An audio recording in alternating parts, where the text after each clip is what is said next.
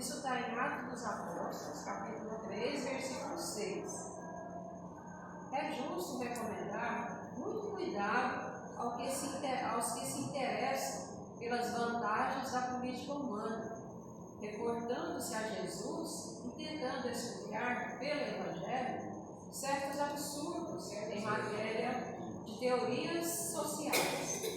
Quase sempre, a lei humana se dirige ao governado dessa forma: o que tens me pertence. O cristianismo, porém, pela boca inspirada de Pedro, assevera aos ouvidos do próximo: o que tem, isso te dou. Já meditaste na grandeza do mundo, quando os homens estiverem resolvidos a dar do que possuem para o edifício da evolução universal? Nos serviços da caridade comum, nas instituições de benevolência pública, raramente a criatura cede ao semelhante aquilo que lhe constitui propriedade intrínseca. Para o serviço real do bem eterno, fiar-se-á alguém nas posses perecíveis da terra em caráter absoluto?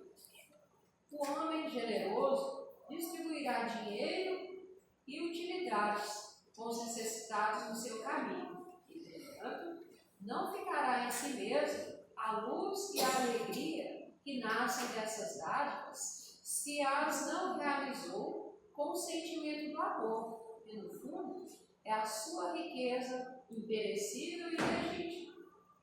Cada individualidade traz consigo as qualidades nobres que já conquistou e com que pode avançar sempre no terreno das aquisições espirituais de ordem superior.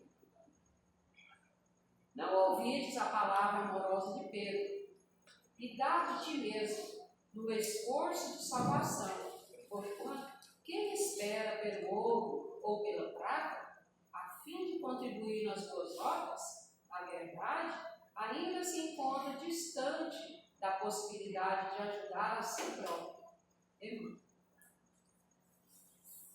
Então vamos agora levar o nosso pensamento a Deus, nosso Pai, a nossa Mãe Maria, ao nosso Mestre Jesus, a todos os bons trabalhadores aqui da nossa casa, os bons espíritos que nos assistem nesse dia de hoje, e agradecer primeiramente pela nossa vida, pela nossa saúde, pela oportunidade de estarmos aqui mais uma vez, reunidos, Senhor, em Teu nome, para louvarmos, agradecermos e para novos aprendizados, pois aqui estamos todos reunidos em Teu nome, Senhor.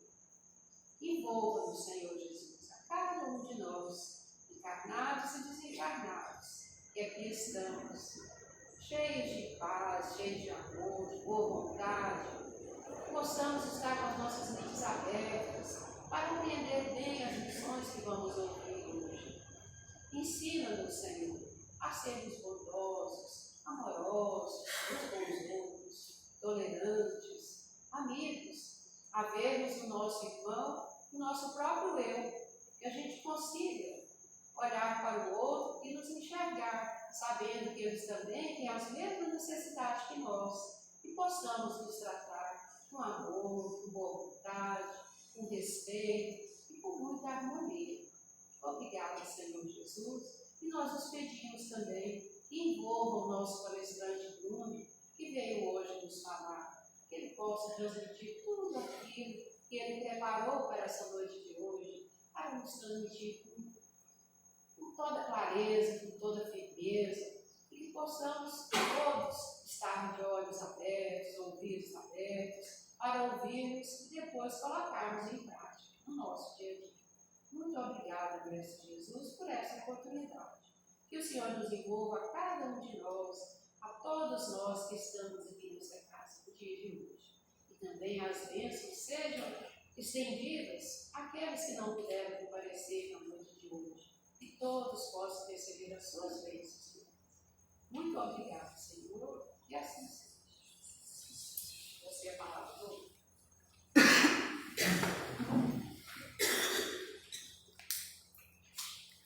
irmãos, minhas irmãs, boa noite a todos. Boa noite. Então, como todos podem observar, esse é o nosso tema, espiritualidade política.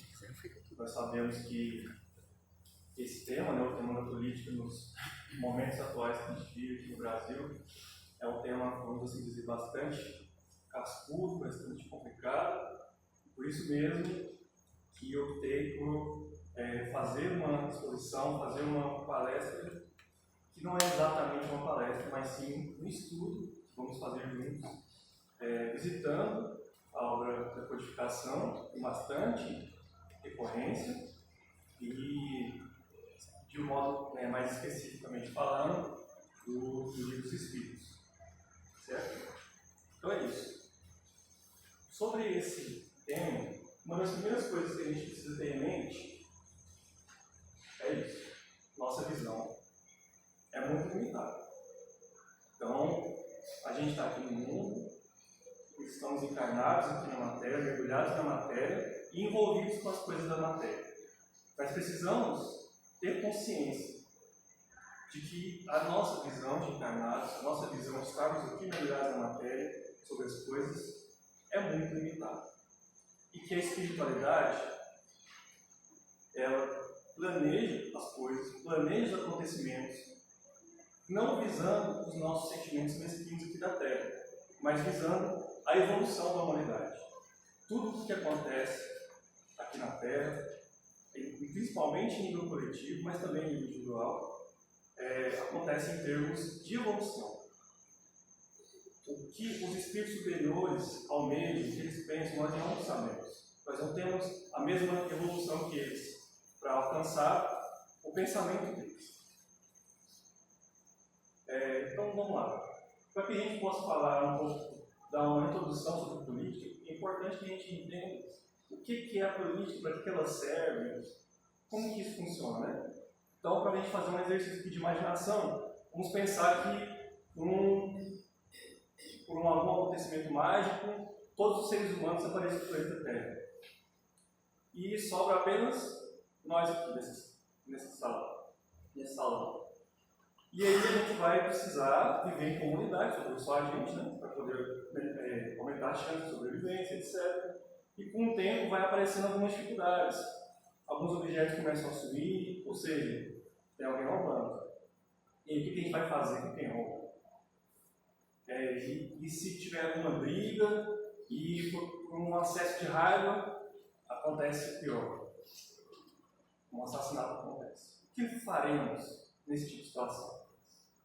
E se todo mundo dá a sua contribuição, todo mundo trabalha, e tem alguém que fica em casa, tranquilo, não quer saber de trabalhar, não vai dar a sua contribuição para a comunidade que se estabeleceu aqui. E de repente a gente descobre que assim como nós permanecemos nesse sumiço da humanidade, outras comunidades pequenas como nós também existem, não foi só nós que ficou, e a gente precisa estabelecer contato, ver alguma coisa que a gente precisa, que eles têm, ou o contrário, e a gente precisa estabelecer relações comerciais. Então, diante de vários problemas que possam surgir, precisamos nos reunir, fazer uma reunião, nos reunir numa assembleia, para deliberar e estabelecer regras. Não dá para conviver em sociedade permitindo roubo, assassinato e outras coisas. Então a gente precisa estabelecer regras, coisas que não podem acontecer. E o que a gente vai fazer com quem infringir essas regras, infringir essas leis? Percebem que essa reunião é uma reunião legislativa, uma assembleia legislativa, vamos legislar, vamos estabelecer regras, vamos fazer leis. Então, só para poder ficar bem claro para a gente que política tem a ver com cuidar da comunidade, cuidar da sociedade, cuidar de uma cidade, administrar uma cidade dos seus mais variados aspectos, das suas mais variados detalhes da sua complexidade.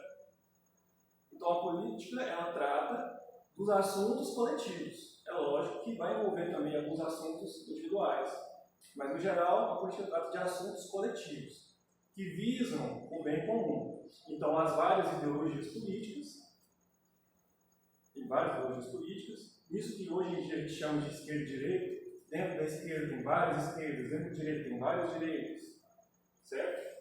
E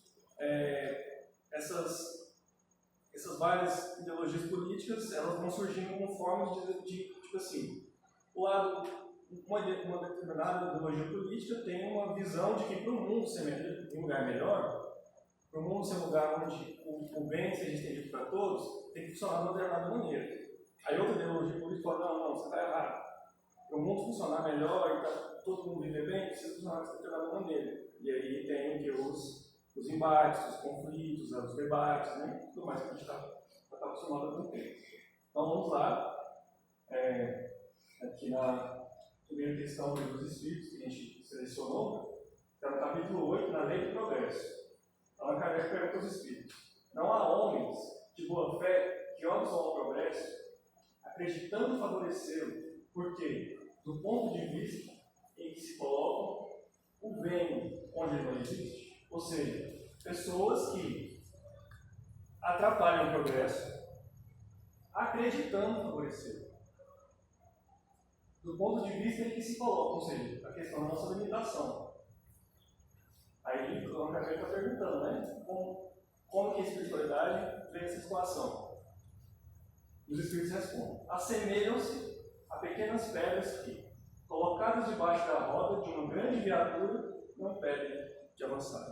Então existe uma viatura, existe um carro do progresso espiritual. E quando esse carro passa, pode ser que aconteça que algumas pessoas ou alguns grupos tentem oferecer resistência, a pedrinha que está no chão. E esse carro ele vai passar por cima, né, e o avanço vai continuar. Então essa pedrinha, essa tentativa de resistência não vai impedir o avanço de acontecer. E aqui, princípios básicos da doutrina espírita, tem esses 5, né? Existência de Deus, imortalidade da alma, reencarnação, pluralidade dos mundos habitados, comunicabilidade dos espíritos. Também encontramos aqui, nessa apostila do Evangelho do União Espírito Mineiro, 15 princípios básicos do Espírito: Deus, Jesus, Espírito, Perispírito, evolução, livre-arbítrio, causa e efeito, reencarnação, pluralidade dos mundos habitados, imortalidade da alma, vida futuro, plano espiritual, mediunidade, influência dos espíritos na nossa vida, ação dos espíritos na natureza. Nesse nosso estudo de hoje, a gente vai ver que de forma muito importante, eu diria até que o protagonista do nosso estudo de hoje vai ser esse tema, evolução espiritual. Mas a gente também vai passar de uma forma importante por plano espiritual, mediunidade e influência dos espíritos na nossa vida. Tolerância política e religiosa. Fé e fidelidade. Vamos lá. Os estudos que se tem sobre acadêmicos envolvendo tolerância religiosa, tolerância política, tanto a tolerância religiosa quanto a tolerância política, elas aparecem como profundamente conectadas. A gente pode observar que uma pessoa fanática, religiosamente falando, seja fanática em uma religião de uma forma geral, ou fanática em um objeto de fé, em um santo, ou coisa parecida, ou fanática num líder religioso, pode ser um pastor, um padre, qualquer líder religioso, qualquer religião. O sentimento que essa pessoa tem por esse objeto de fé é muito próximo e muito parecido com o que um fanático em uma doutrina política também tem pelos seus líderes, pelas suas ideias. E aí o que acontece como consequência? No caso da religião, mata-se milhões em nome de Deus, em nome de uma doutrina religiosa, né? de uma doutrina especial, uma doutrina específica religiosa. O mesmo se faz com doutrinas políticas. Por isso é a importância de termos consciência de ter esse sentimento de tolerância com aquele que pensa diferente. Mesmo porque, né, como diz o filósofo brasileiro, professor de filosofia da Unicamp, Clóvis de Barros, ele fala assim: se você tem prazer, só tem prazer em conversar com quem já pensa igual a você, com quem já concorda com você, tudo que a pessoa fala já é o que você pensa e concorda, mais provável é que você deve morrer por aí. Essa é a frase dele. Então a gente precisa também ter prazer em conversar com quem pensa diferente, com quem tem uma outra opinião, com quem discorda de nós. Ter prazer na discordância. Porque quando você ouve a pessoa que pensa diferente, algumas coisas que ela te fala, você pode ter no site, né? Ela te mostra uma outra perspectiva, te fala coisas que você não tinha ainda parado para pensar. E existe enriquecimento quando estamos diante de alguém que pensa diferente. Então, aqui também, essa coisa da tolerância religiosa. Fé e fidelidade. Na verdade, isso aqui é uma redundância. A palavra fé, que vem do latim fides, que quer dizer fidelidade. Que sentido que dá essa fidelidade? Fidelidade tem a ver com eu e o Pai somos um. Tem a ver com alinhamento. Tem a ver com afinidade. Estamos no mesmo projeto. A minha vontade está em acordo, está em sintonia com a vontade de Deus. Então, isso significa que eu tenho direito, enquanto cidadão, enquanto encarnado, que vive no mundo, enquanto cidadão, de me sintonizar com um determinado ideologia política ou outra. E aí entra, que a gente viu lá sobre os princípios da doutrina espírita, reencarnação, comunicabilidade dos espíritos e influência dos espíritos na nossa vida.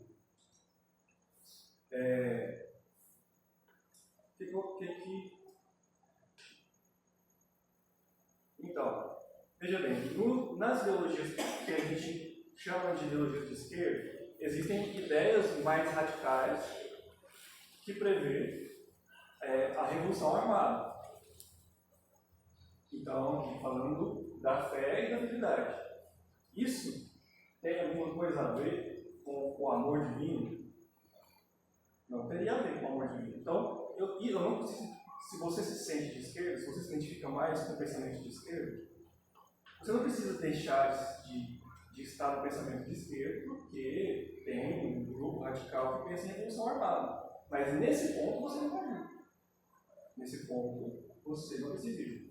Assim também como no pensamento mais à direita, existem ideias de que o cidadão tem que ter árvore em casa para proteger sua família, sua casa, e que precisamos armar a população. Isso também não está de acordo com uma fidelidade a Deus. Então, a minha fidelidade a Deus precisa estar em primeiro lugar. Veja, a nossa visão sobre as coisas é limitada. Então, antes de qualquer coisa, eu sou cristão, eu sou espírita. Depois é que eu vou ser outra coisa. Depois é que eu vou ser alguém afinizado a um pensamento mais direito, a um pensamento mais de esquerda. Então, esse aqui é a tolerância, por quem pensa diferente, e a fidelidade. Isso aqui nos permite ter um equilíbrio, uma vida espiritual dentro da política de forma harmoniosa e equilibrada. Então vamos aqui para a pergunta 783, ainda dentro da ideia da lei do progresso. Segue sempre a marcha progressiva e lenta o aperfeiçoamento da humanidade? Resposta dos espíritos. Há um progresso regular e lento que resulta da força das coisas. Quando, porém, um povo não progride tão depressa quanto devera, Deus o sujeita, de tempos em tempos, a um abalo físico ou moral que o transforma. Ainda que, antes de a gente ler aqui o comentário de Allan Kardec, também queria pontuar, e aí olhando sobre esse ponto de vista da espiritualidade, que olha de cima, que olha como quem está de fora de tudo isso que a gente vive aqui, mergulhado na matéria, um intelectual protestante importante chamado John Locke escreveu um livro bem pequenininho chamado Carta sobre Tolerância. Nesse livro sobre Carta sobre Tolerância ele fala sobre a importância do Estado laico.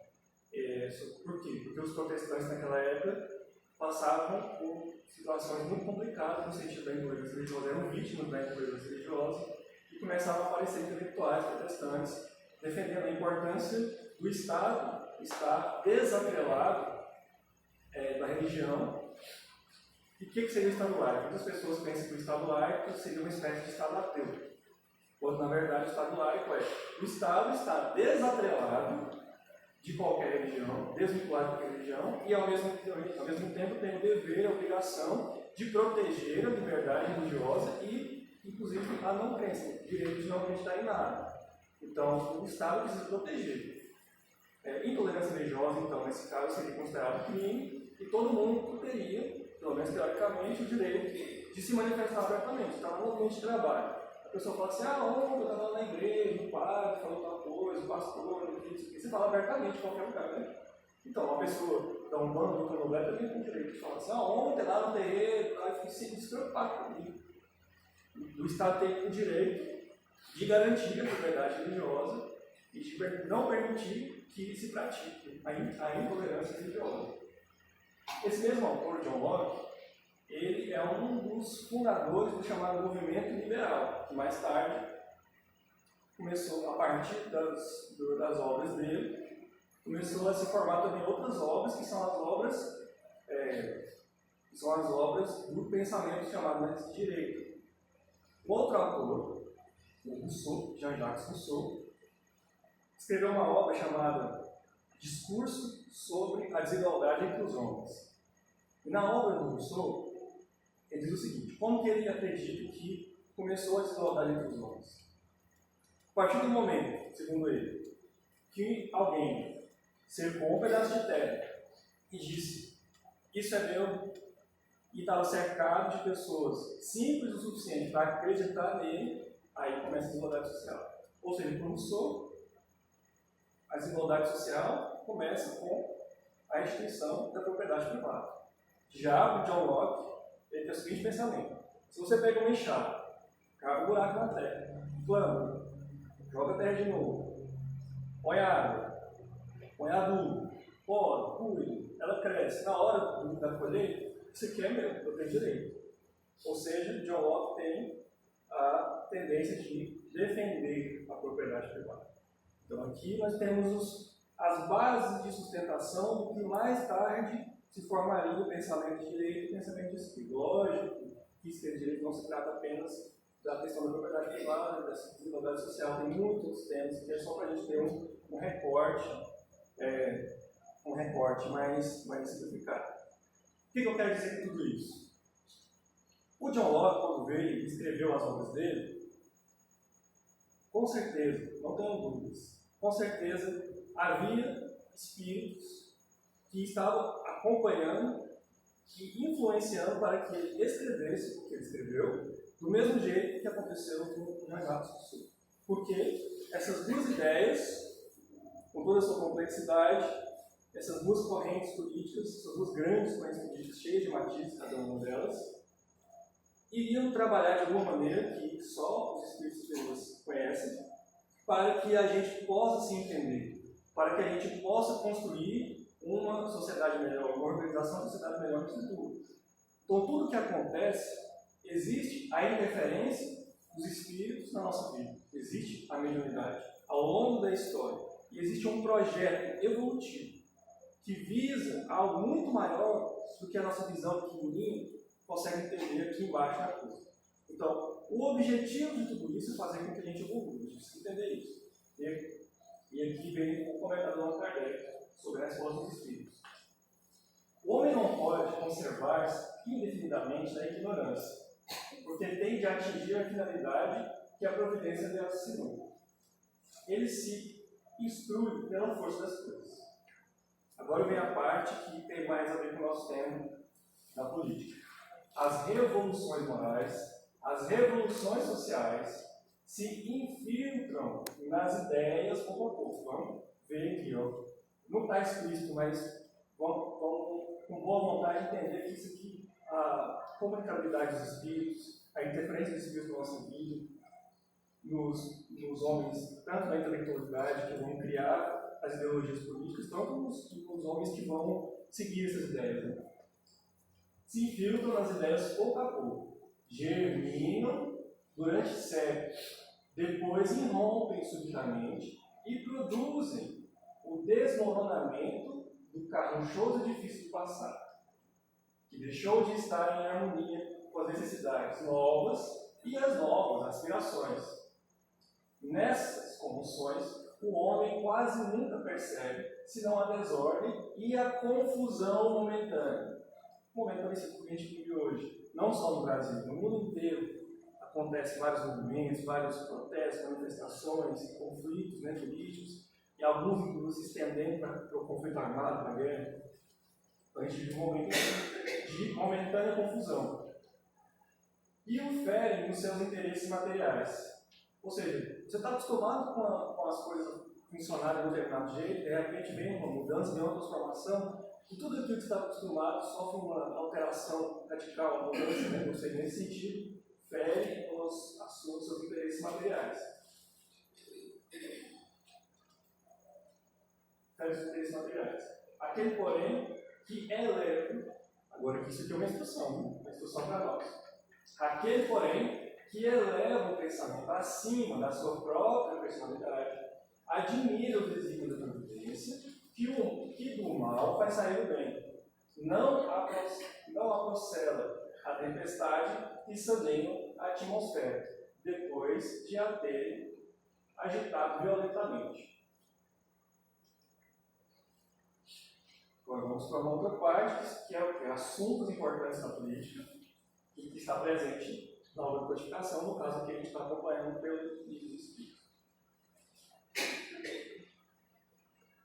Um dos assuntos importantes, né? Um dos assuntos importantes é o trabalho. E aqui, antes de começar o estudo sobre o trabalho, é muito importante que a gente tenha consciência da profundidade que está implicada na questão do trabalho.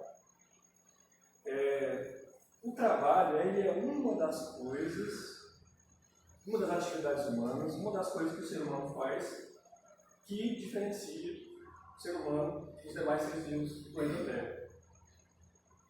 O trabalho, o que é o trabalho? É você pegar um pedaço de madeira e transformar num móvel, uma mesa como essa, por exemplo. É você pegar elementos da natureza, como ferro, areia, etc., e fazer uma construção, fazer uma casa. O trabalho, ele é criativo. Existe criatividade, sensibilidade, inteligência para planejar e executar aquilo que foi pensado.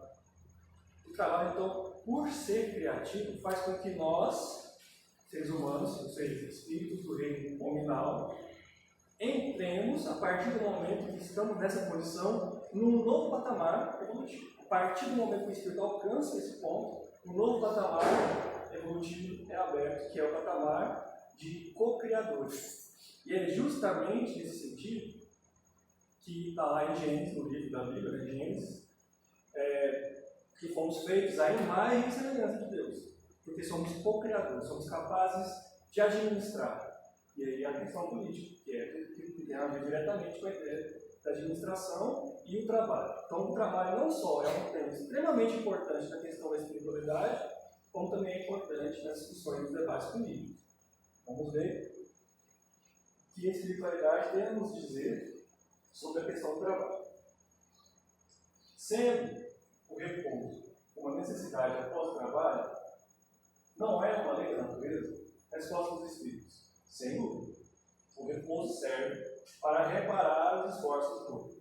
E também é necessário para deixar um pouco mais de liberdade à inteligência que deve elevar-se acima da matéria. Bom lembrar que século XIX, tempo do Allan Kardec,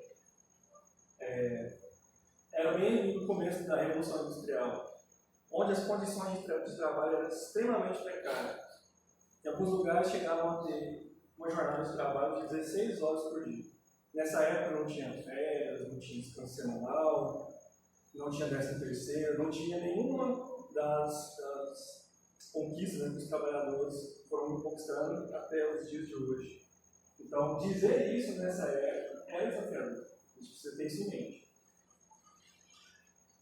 Mais outra questão da questão do trabalho. E pensar dos que abusam da sua autoridade para impor aos seus inferiores um excesso de trabalho. E aqui eu acho que, inclusive, justamente por ele viver nessa época, no começo da Revolução Industrial, que era bastante comum, né, essa ideia, na verdade até hoje, mas naquela época era muito mais visceral, de ter total apatia pelas pessoas, pela condição de vida das pessoas, pela dignidade das pessoas. Tudo que importa é o lucro. Qualquer coisa que eu faço, não importa o que acontece com outras pessoas, só o lucro me interessa. Então, se eu puder fazer trabalhar 24 horas por dia, eu faço. Se eu puder fazer ganhar menos, farei ganhar menos. O que importa é que o dinheiro chegue no bolso. Então, se eu deu essa resposta, tem mais uma outra questão. E aqui a gente vai entrar. Não, eu não li a resposta. É uma das piores ações. Todo homem que tem o poder de dirigir é responsável pelo excesso de trabalho que impõe aos seus inferiores, porque transgride a lei de Deus. No momento em que os próprios Espíritos dizem que essa imposição abusiva representa uma transgressão à lei divina, a partir desse momento temos então uma orientação da parte do mundo espiritual sobre a nossa conduta. Porque muitos de nós aqui pode, ou se já não é, mas pode ser que um dia venha a ser um patrão, um empregador, e aqui você tem uma orientação para seu proceder não transgredir a lei divina. E quando a gente fala de política, em atuação política, que não é só me candidatar e eleger para algum cargo, mas quando a gente conversa sobre política, a gente tem a oportunidade de contribuir para a evolução da humanidade e de influenciar para que as pessoas transformem o seu pensamento no sentido de não transgredir a lei de Deus. Ou seja, a defesa da jornada de trabalho, da maneira como o trabalho acontece, a defesa da dignidade do trabalhador. Igualdade social e igualdade de gênero. Gênero, que no caso é masculino e feminino. Pergunta 806. A desigualdade das condições sociais é uma lei natural? Resposta curta e grossa do Espírito. Não. É obra do homem, não de Deus. 806A. Por causa da cultura ilustrada, né?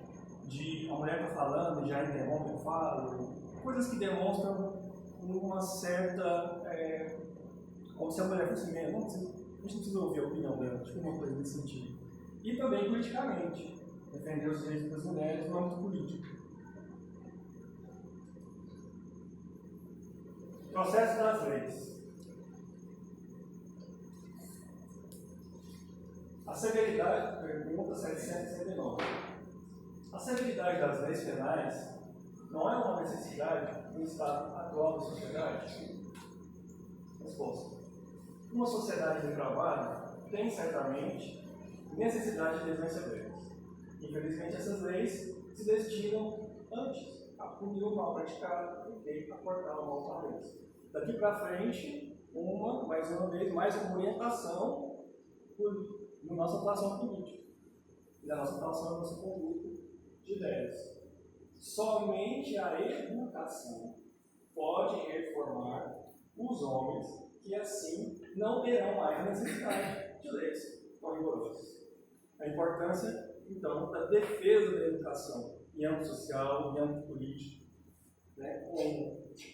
Não só na questão, porque às vezes quando a gente vê a política, né, falando sobre investir em educação, geralmente fala só da parte estrutural, da parte financeira, alguma coisa nesse sentido, que também é importante. É importante que as escolas, que as instituições de ensino tenham boas estruturas, mas também é preciso investir na boa formação de professores, é importante investir no currículo dos alunos, na formação dos alunos, não formar alunos apenas para serem androides da sociedade, para serem apenas trabalhadores, mas também formar o ser humano, formar o homem de bem, né? Formar pessoas, cidadãos, dignos, éticos.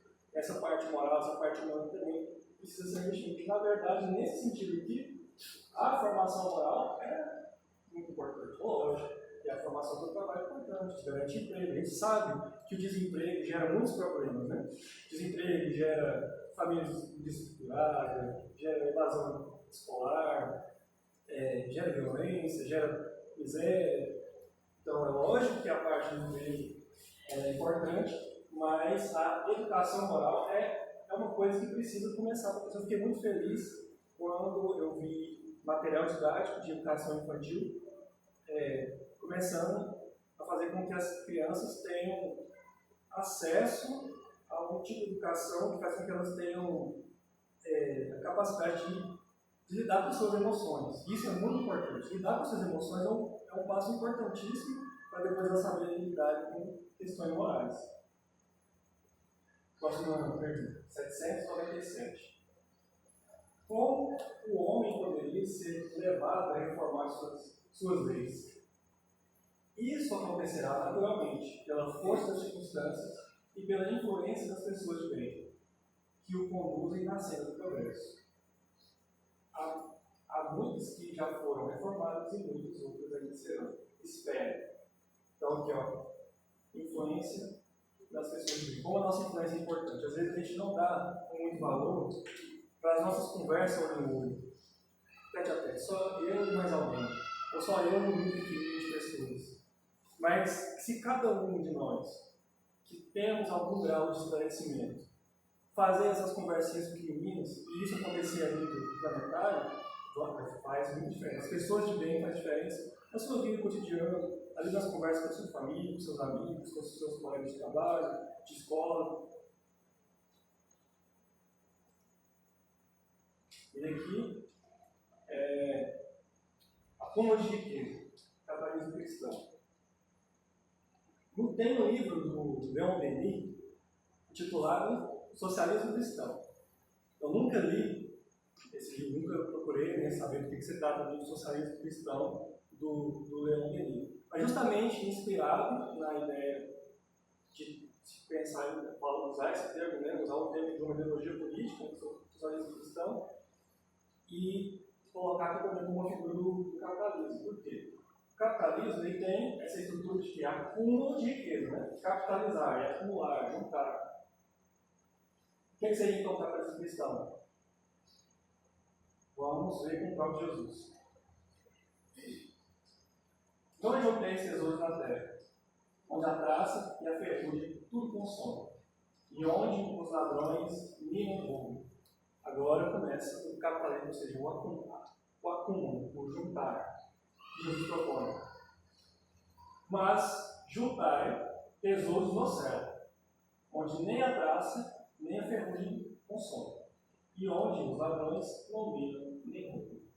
Porque onde estiver o vosso tesouro, aí estará também o vosso coração.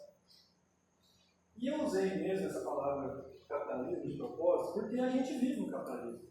É o sistema que domina a maior parte do mundo e que está presente, inclusive, no Brasil.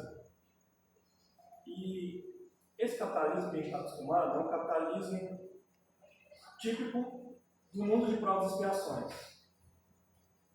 Esse capitalismo, esse acúmulo, esse juntar tesouros, acumular tesouros do céu,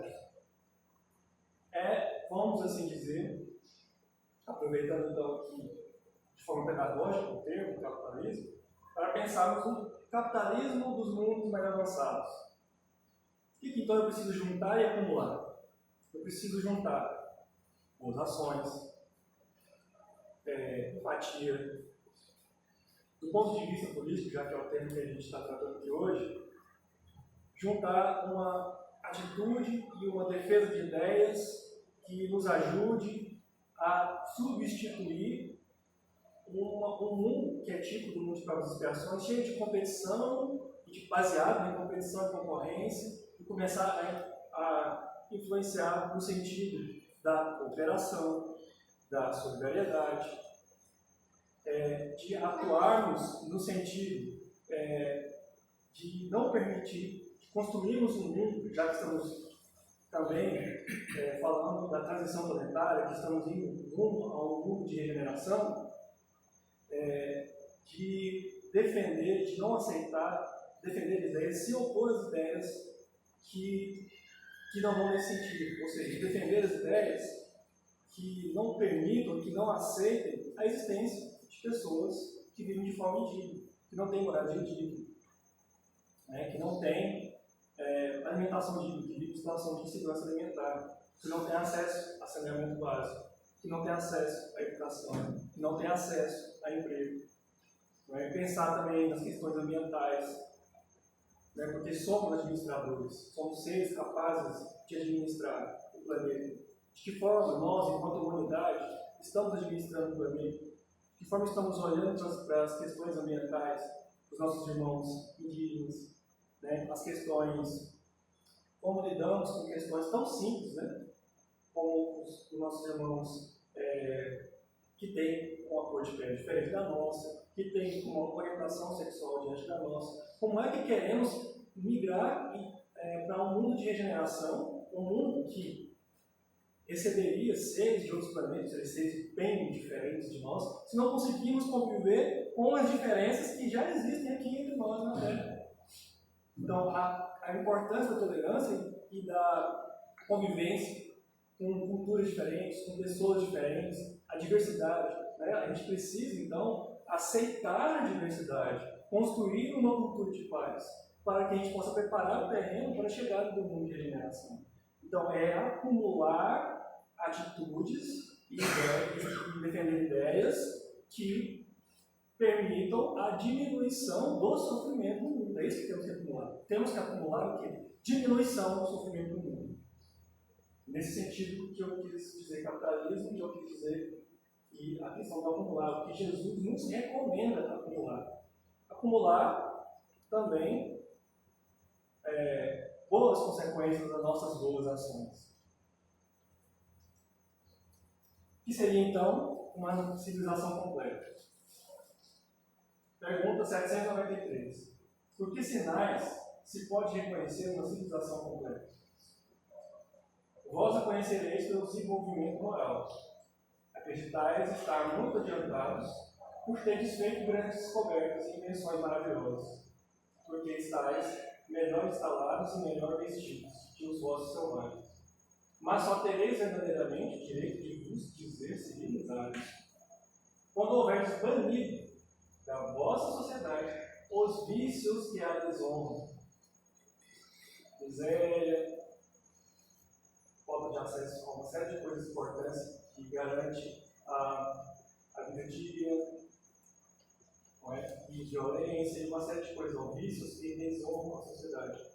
Então, quando houver banido da sociedade os vícios que a desonram, e quando passares a viver como irmãos, praticando a caridade cristã, o planeta inteiro vivendo como irmãos.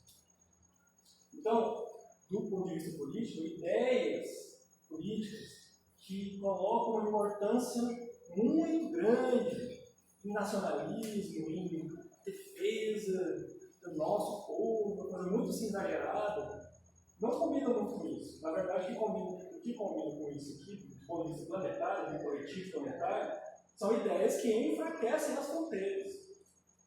Então, por exemplo, a gente poderia olhar com muitos bons olhos coisas como a ONU, que é uma ideia de enfraquecimento de fronteiras, coisas como os acordos comerciais, tipo o euro na Europa, que aí, vamos supor, o cara é francês, ele pode simplesmente ir para o país do lado e a moeda é a mesma, então isso favorece o intercâmbio, né, entre os países e enfraquece as fronteiras. Então, ideias como essa, a gente consegue perceber que de fato há um progresso no sentido do enfraquecimento das fronteiras para que possamos, então, assim, passar a viver como irmãos praticando a caridade cristã. Até esse momento, não sereis mais do que povos parecidos, só tendo como percorrido a primeira fase da civilização. Então, há muito ainda em progredir. A gente ainda vai transformar muito a sociedade. Tudo isso que a gente vive hoje, todas as mazelas da sociedade que a gente vive hoje, tudo isso será superado. Essa forma do mundo de funcionar será completamente superada e substituída por uma outra melhor, baseada em tolerância, baseado em convivência, baseado em solidariedade, em cooperação. E não mais tão focado em concorrência e competição. E assim, dessa forma, estaremos indo rumo ao mundo de regeneração. É isso então, meus irmãos. Muita paz a todos e Jesus nos abençoe.